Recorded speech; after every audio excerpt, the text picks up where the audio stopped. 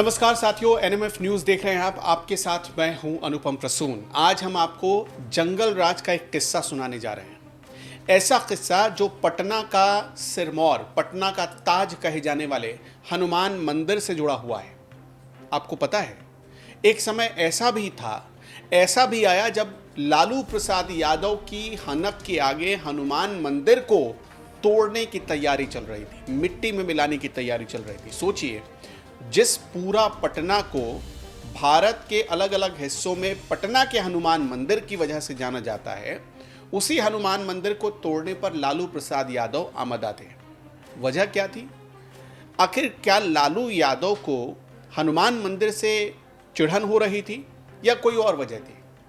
इसका जवाब आपको इस पूरे पॉडकास्ट के दौरान मिलेगा। हमारे साथ इस पर बातचीत करने के लिए मौजूद है मेरे सहयोगी पंकज प्रसून। पंकज प्रसून आपको बहुत डिटेल में सारी बात बताएंगे। एक इतिहास के पन्ने को हम खंगालने की कोशिश करेंगे और ये भी जानने की कोशिश करेंगे कि कैसे उस दौर में लालू के खिलाफ जाने का मतलब होता था कि आप चाहे कितनी भी बड़ी कुर्सी पर क्यों ना हो, आपको उनके आगे झुकना पड़ेगा, सलाम ठोकना पड़ेगा और अपनी रीढ़ की हड्डी झुकानी पड़ेगी। लालू यादव का ऐसा दौर था, जंगल राज का ऐसा दौर था। कुछ लोगों को लगता है कि लालू यादव सामाजिक न्याय के मसीहा है। कुछ लोग ये दावा करते हैं। हम उनके दावे के खिलाफ कुछ नहीं कहना चाहते, लेकिन हम आज इस पॉडकास्ट के जरिए एक सवाल पूछना चाहते हैं सामाजिक न्याय के मसीहा से। सवाल ये पूछना चाहते हैं कि क्या सामाजिक न्याय सिर्फ उसी को कहते हैं जिसमें आप अपने उन कास्ट को या उन जातियों को ही फायदा पहुंचाने की कोशिश करते हैं जो आपको वोट देते हैं? आप जब नारा लगाते हैं भूरा बाल साफ करो, तब क्या वो सामाजिक न्याय के खिलाफ नहीं जाता? ये तमाम बातें आज होंगी। मेरे सहयोगी पंकज प्रसून मेरे साथ मौजूद हैं। पंकज जी, सबसे पहला सवाल तो यही है आपसे कि लालू प्रसाद यादव पटना के हनुमान मंदिर को तोड़ना क्यों चाहते थे? बड़ी इंटरेस्टिंग कहानी है।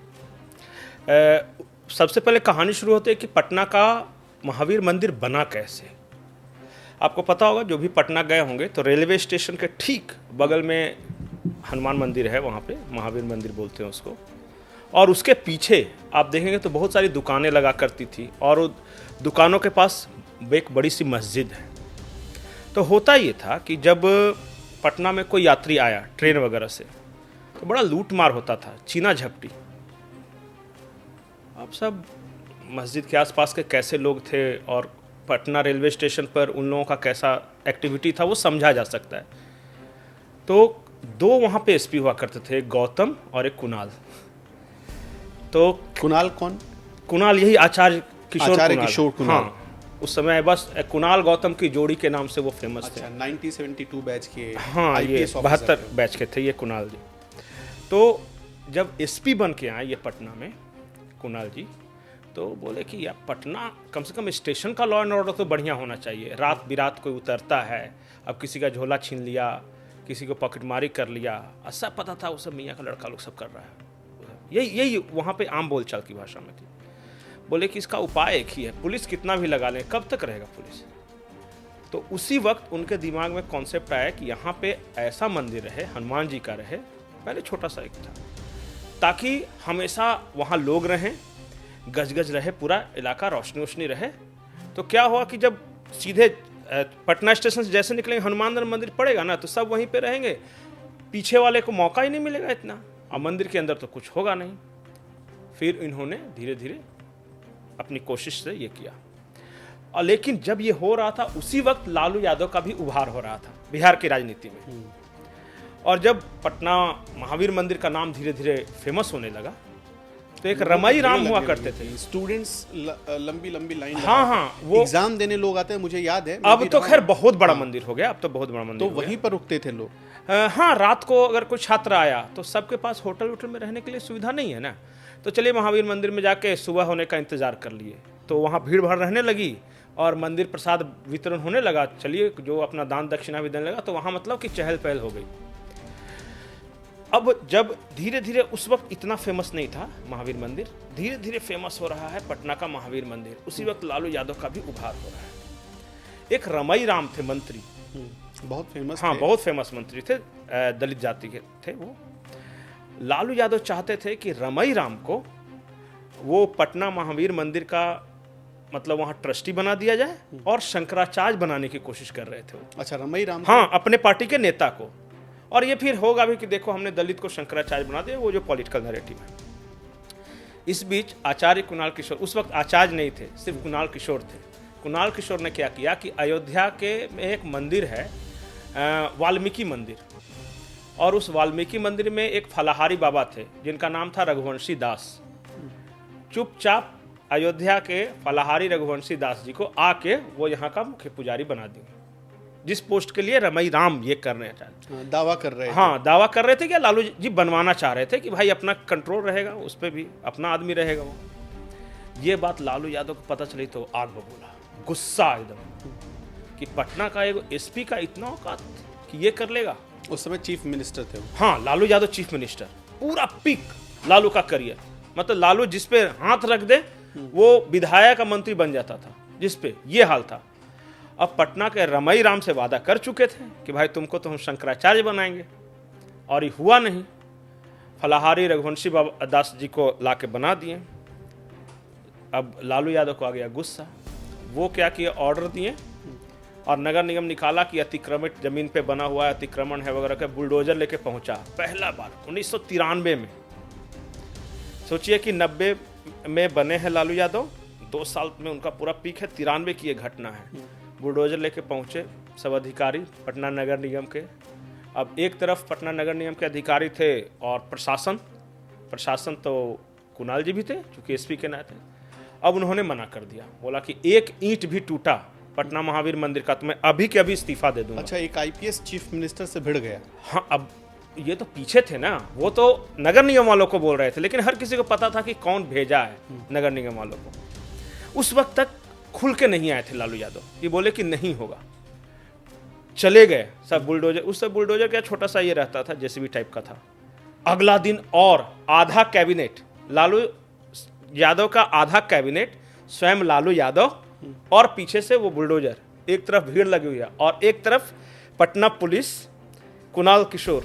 बुलडोजर ने उस वक्त उस समय हाथ से तोड़ा जाता। हाँ, मतलब नहीं, छोटा सा एक ट्रैक्टर पे लगा हुआ रहता था। हाँ। वो था वहाँ पे, बुलडोजर उस वक्त नहीं था। वो मैंने कहा छोटा सा, वो क्या उसको बोलते मुझे नहीं पता था, जेसीबी से भी वो छोटा, वो ट्रैक्टर पे लोड होता था वो तोड़ने के लिए, वो सब लेके आया हुआ था। अब सोचिए वो नज़ारा कैसे, एक तरफ बिहार की आधी कैबिनेट लालू यादव सहित इंक्लूडिंग मुख्यमंत्री, एक तरफ प्रशासन और बीच में पत्रकार, अखबार उस वक्त चला करता था। अब हो रहा है दोनों तरफ से। कुणाल किशोर बोले कि मैं इस्तीफा तत्काल दे दूंगा, और मतलब स्टैंड लिया उन्होंने। उस जमाने में लालू यादव के खिलाफ स्टैंड लेना, समझ रहे हैं, अभी मीडिया के सामने सारा अखबार वगैरह। खैर गिरा तो नहीं। तो ये घटना के बाद लालू यादव में कांटा की तरह चुभ रहे थे कुणाल किशोर, बिल्कुल कुणाल किशोर के। मतलब एक बार और हुआ घटना, ये 93 की घटना है। 94-95 में लालू यादव सोचे कि कुणाल को तो हम कुछ ना कुछ करेंगे, सबक तो सिखाएंगे। वो स्टेटमेंट एक दिए मीडिया के सामने, बोले कि जो वर्दी में घंटी हिलाने जाता है ना, इसको तो उठा के जेल में डाल देना चाहिए। यही उनका टोन था। अब कुणाल किशोर कहे कि अब हम जा रहे हैं केस करने, जब माफी नहीं मांगेंगे लालू यादव तो हम केस करेंगे। कैसे कह दिए मेरे खिलाफ। अब वो भी बहुत हंगामा हुआ था उस वक्त, बहुत चला था। खैर वो किस तरह मामला आया गया हुआ, केस किया नहीं किया मुझे जानकारी नहीं है, लेकिन टूटा या नहीं? हाँ, नहीं, एक ईंट नहीं टूटने दिए, और वो मंदिर बढ़ता जा रहा था, भक्तों की संख्या बढ़ती जा रही थी। अब ये स्थिति आ गई थी। अच्छा, उसी के बाद से पॉपुलर हो गया। हाँ, नहीं, कौन मंदिर तोड़ने जा रहे, क्यों तोड़ने जा रहे हैं। और बहुत सारे लोग, उस वक्त थोड़ा सा हिंदू मुस्लिम भी था कि मियाँ का राज हो जाएगा पटना स्टेशन पे, ये भी था वहाँ कि। तो ये हुआ। जब 95 में भी जो स्टेटमेंट दिए नहीं हुआ, अब आया 96 का विधानसभा चुनाव, और ये आए कंट्रोल में। पटना प्रशासन तो कुणाल जी के कंट्रोल में था। CISF को बुलाया चुनाव करवाने के लिए, और जितना बूथ था, कहा जाता है जो आरोप लगाते हैं आरजेडी वाले कि जितना आरजेडी के प्रभाव वाला बूथ था, सब पे 4-4 CISF कि जवान तैनात हो गए। एकदम बोले चुनाव तो फेयर होगा। जाहिर तौर पे इस पे घाटा तो लालू यादव को हुआ ही। पूरा पटना साहिब वाला सीट नंद किशोर यादव वगैरह सब जीते थे, सुशील मोदी वाला सीट जो कंकड़बाग वाला था सब बीजेपी उस वक्त निकाला, मतलब उनका जो विरोधी था वो निकाला। और उसी चुनाव के बीच एक और घटना हुई थी, लालू यादव का एक भतीजा था, तो उस वक्त तो बूथ वूथ लूटते थे ना कि तुम लोग वोट किसी को देते रहो जिन निकलेगा, बक्सा वाला पेटी वाला बैलेट पेपर, हाँ बैलेट पेपर वाला था, उसमें एक पिंक कलर का पेपर रहता था, उसमें जिस निशान के सामने मुहर मार के मोड़ के डालना होता था, और बाद में कोई डब्बा लेके भाग जाता था, या उसमें स्याही डाल दिया, सब्जी का झोर डाल दिया उसमें। अरे हम तो टेकारी में गए थे, एक कोई ललिता देवी लड़ रही थी तो उनका कार्यकर्ता के बॉक्स में पेशाब कर दिया इस होता था उस समय ये। तो उनका जो भतीजा था लालू यादव का, वो गया बूथ में कि भाई चचा हमारे मुख्यमंत्री हैं। उसी वक्त एक CISF का जवान दूरदर्शन में, उस वक्त एक मणिकांत जी नहीं, एक दूरदर्शन में थे रिपोर्टर, वो वहीं पे मौजूद थे। CISF के जवान मारा एक तमाचा, कस के चक्रघेनी जी सब आना चाहिए, और ये कवर हो गया। और सब होगा कि बस कुणाल किशोर ही है जो लालू यादव को रोक सकता है। सोचिए, एक IPS, और उसके बाद की कहानी तो सब जानते हैं। मतलब ये है, और ये सारी बातों को मेंशन किया है दमन तक्षक का एक किताब है कुणाल जी की, जब बाद में रिटायरमेंट के बाद लिखे तो सब घटना का वो मेंशन किए हैं। ये है उस वक्त जो चल रहा था। अच्छा, मतलब जंगल राज में भी कोई अधिकारी लालू यादव को चुनौती देने वाला होता था? इतना बहुत कम, बहुत कलेजा था, बहुत कम। उस वक्त DSP रैंक के अधिकारी की इतनी औकात नहीं था। वो तो बताते हैं ना कि खैनी बना के खिलाता था DSP on duty Lalu Yadav को। और ऐसा नहीं है कि सभी जातियों के। अच्छा सोचिए ना कि एक IAS अफसर है बीबी विश्वास, उसकी पत्नी चंपा विश्वास के साथ तो बहुत रेप किया, और रेप भी करने वाला कौन था? बहुत बड़ा नहीं, हेमलता यादव का बेटा मृत्युंजय यादव, और रेप करता रहा। फिर उसकी मां के साथ इतना धमका के रखा, तो कितना बड़ा नेता थे। मान लिया हेमलता यादव तो ठीक, उसका बेटा का क्या औकात था? लेकिन IAS की बीबी भी कुछ नहीं कर सकी। और जब शिकायत लेके रमेश चंद्र भंडारी थे राज्यपाल के पास, वो गई तो रमेश चंद्र भंडारी भी हाथ खड़ा कर दिए कि कुछ नहीं कर सकते। जिस राज्य में राज्यपाल इतना मजबूर हो कि एक IAS की बीबी के साथ रेप पर कार्रवाई क्या जुबान तक नहीं खोल सके, तो समझिए क्या स्थिति थी। खौफ। और IAS अधिकारी तो मतलब आप समझिए वो दिल्ली तक शिकायत पहुंचा सकता था, फिर कहीं भी। और वो खुद कलकत्ता का रहने वाला था। कलकत्ता का जो अभी तो चंपा विश्वास शायद हैं, वो कलकत्ता में रहती हैं, गुमनाम से जिंदगी अभी भी जी रही हैं, लेकिन कुछ नहीं हुआ। बहुत सारी ऐसी घटनाएं थी। शिल्पी गौतम हत्याकांड वाली घटनाएं हुई थी। चंपा विश्वास गौतम वाले में तो आज तक जो आरोपी थे लालू यादव के, आरोपी थे, मतलब देखिए सुनिए ना, नहीं करते। एक स्थिति समझिए कि Shilpi Jain miss Patna women's college में पढ़ती है, उसका किडनैप हुआ और उसकी लाश मिली, उसके बॉयफ्रेंड की, गौतम उसका बॉयफ्रेंड था, लाश मिली विधायक आवास के अंदर पार्किंग में जहां गाड़ी लगाते हैं। यहां तक सबको पता है, लेकिन मारा कौन और हुआ क्या कौन जांच करता बताइए? CBI जांच भी हुई इसकी, कुछ नहीं हुआ। उस वक्त ये चंपा विश्वास वाले में पहली बार मामला जब सामने आया मीडिया के सामने, जब सुशील मोदी प्रेस कॉन्फ्रेंस किए थे, नहीं तो पता भी नहीं चलता, किसी की औकात ही नहीं थी बोलने की। अच्छा, एस सिद्धार्थ से पहले जो सेक्रेटरी थे शिक्षा विभाग के, वो उस समय शायद DM थे वहाँ। हाँ, और नहीं कोई, देखिए ना, बताइए पूरा प्रशासन का ये हाल है कि कोई चप्पल उठा रहा है, कोई खैनी बना रहा है, तो जब देख रहे हैं थाना वाले कि हमारे साहिबे लोग ये सब काम कर रहे हैं, तो लेकिन हाँ, उस भीड़ में एक दो इस तरह के थे। एक भागलपुर के तेजाब कांड वाले, वो उन्होंने स्टैंड लिया था, लेकिन बर्बाद करता था, फिर जिंदगी बर्बाद कर देता था। एक इंजीनियर बेचारा आया था, वो रोड का NHAI में, गया में ही, उसको मार के फेंक दिया, कुछ नहीं हुआ, हल्ला होता रह गया, कुछ नहीं होता। आज जो लोग आवाज उठाते हैं कि कानून व्यवस्था खराब हो गई है, लॉ एंड ऑर्डर नाम की कोई चीज नहीं है, जो आवाज उठा रहे हैं ना, कंपेयर करें तो फिर ये सब जो 20-25 साल वाला, ये सब 20-25 साल वाला लड़का है ना, इन लोग को लग रहा है कि जैसा आज बिहार देख रहे हो वैसा ही था, होश उड़ जाएगा एक बार खाली फुल पावर में आ जाए। कोई लक्षण नहीं बदला है। वीरेंद्र भाई वीरेंद्र का सुने ना, वही है। बस ये कहिए कि आजकल थोड़ा मोबाइल आ गया है और ये कम्युनिकेशन का साधन बढ़ गया है, लग रहा है, लेकिन आएगा तो फिर दिक्कत है। हम बोलना नहीं चाहते, लेकिन जाके पता कर लीजिए कि बालुआ दारू का जितना कर रहा है वो कौन कर रहा है, पता चल जाएगा, इसमें ये नहीं है। लेकिन ये सब जो लड़कन है ना नया नया, जो खास करके 20 से 30 साल वाला है, देखिए 30 साल वाला 20-22 साल से तो नीतीश जी हैं, तो वो भी 5-6 साल का उस वक्त होगा तो उसको उतना सेंस नहीं होगा।